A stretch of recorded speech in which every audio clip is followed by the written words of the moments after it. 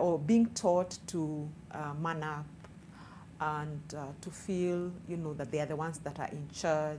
And so when things happen to them, so that they can continue to feel like they're the ones who are in charge, they can't show that it's hurtful and the other person therefore is in charge.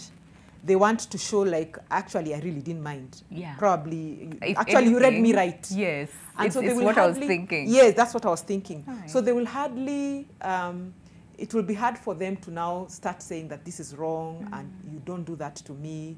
They're likely to now be positive and, welcoming to the abuser, which is very, very unfortunate. So girls can abuse boys.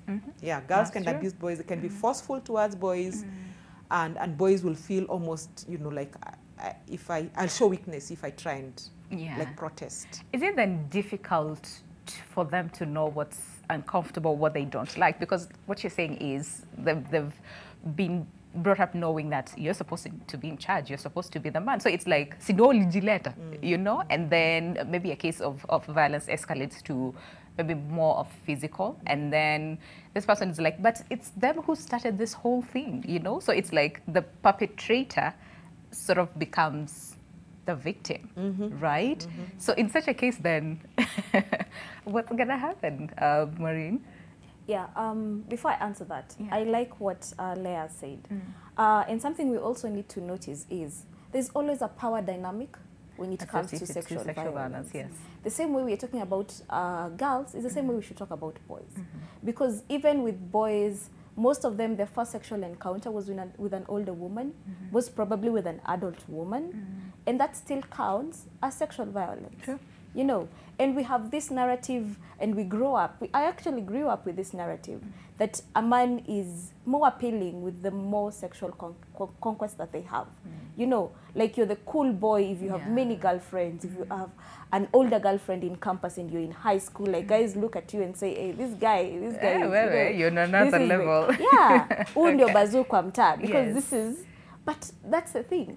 This might actually be a survivor of violence, but because they want to maintain that street name and that street brand, they're like, oh, well, if I get to have other girls my age because of having this older woman who approached me, who abused me, then, well and good, you see. So we also have to break that narrative of the more girlfriends you have, the more manly you are also. Yes. It's like they like me, they just follow me. I'm pretty sure you've had a lot of men say that. But they just follow me. Of women making this same comments that we talk about men, women make them. Sure. We see them on Facebook. Someone posts their son and they're like, oh, my boyfriend, my husband, oh, I have a daughter for him. Yes. And the boy is 3. Yes.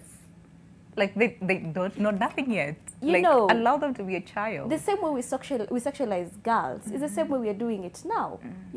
Or when a boy grows and you go visit and you've not seen this boy for a long time, you're like, this one is now old enough to have a wife, Yes.